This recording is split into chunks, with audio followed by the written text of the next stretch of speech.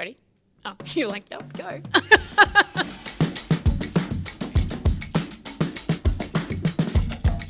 Hello and welcome to Diary of a Migration Lawyer. My name is Rachael. I am the Director of Passage Migration Consulting, and today I want to talk about 5 common mistakes that people make when applying for a partner visa. Common mistake number 1, knowing the type of visa that you hold right now and what that means for your partner visa application. So what does that even mean? So if you are an unlawful non-citizen, so you don't hold an Australian visa or you hold a bridging visa, there will be some additional requirements that you need to meet in order to be able to get the partner visa. And they are not necessarily easily met criteria.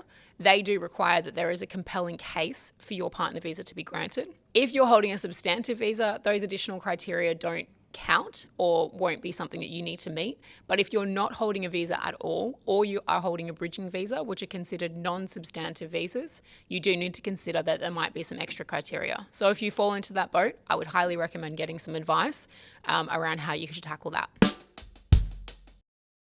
Common mistake number 2 is not providing enough documents to show your relationship exists. As part of the partner visa requirements, what you're required to show is that you share your household, social, and financial parts of your life together in some form. Doesn't have to be a 50-50 split. It does just need to show that there is some contribution from both parties to each of those aspects. You also need to show that you're in a relationship to the exclusion of all others. Essentially what that means is when you're starting to create a partner visa, what you want to do is make sure that you can tick off each of those categories and you've got a few documents to meet each of those things. So for financial, for example, you might look at some joint bank statements and a superannuation beneficiary document to show that you and your partner are each other's beneficiaries. For household, you might show that you've got some mail going to the same address. You might show joint utilities bills.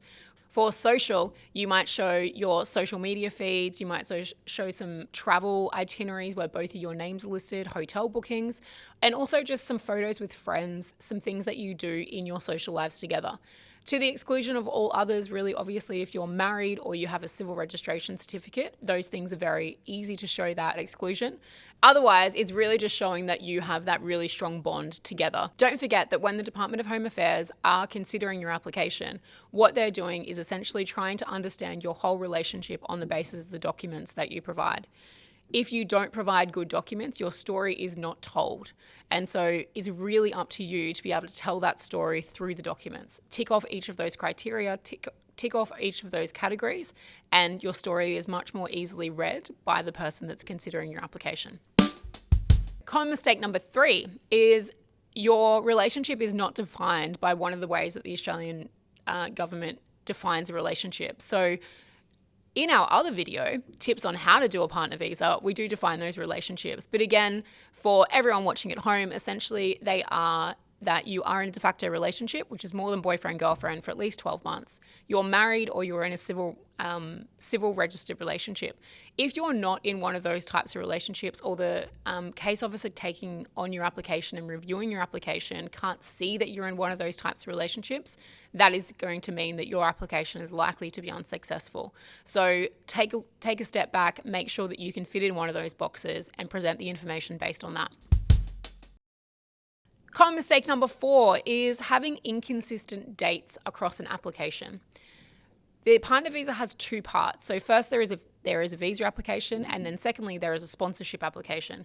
If the visa applicant is saying that you met on the 18th of September 2001 and the sponsor application is saying that you met on the 25th of March 2003, there's clear inconsistency there about the information for your relationship. So ensure that when you're putting together these applications, the consistency in dates is very important. I have seen it come undone as a result of that after picking up someone's application on the second stage.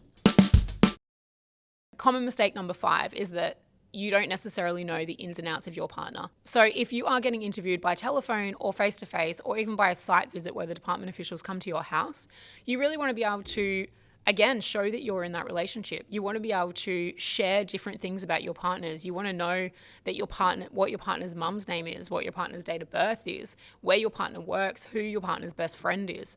These are the little details that really genuine relationships, people know these things about each other.